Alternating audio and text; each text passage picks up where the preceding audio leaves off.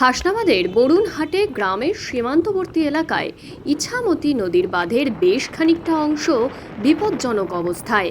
জোয়ারের জল বেড়ে যাওয়ায় প্রবল ঢেউয়ের পাশাপাশি নদীর বাঁধ বেশ কয়েক ফুট বসে যায়।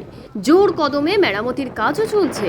এছাড়াও দক্ষিণ বরুণহাট রাজবংশী পূর্বপাড়া মায়ের বাড়ি ইছামতি নদী, তাদের বিপজ্জনক অবস্থা কয়েক ফুট বসে যায় জোয়ারের জলে। প্লাবিত হওয়ার আশঙ্কায় ইরিগেশন দপ্তর তৎপরতার কাজ শুরু করেছে কিছু শ্রমিক নিয়েই।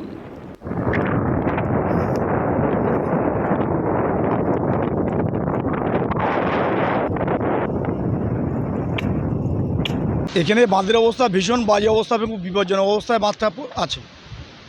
মানে বিপজ্জনক বলতে ওই জায়গায় বাঁধটা বসে গেছে এবং জলস্তর পরপর বেড়েই চলেছে।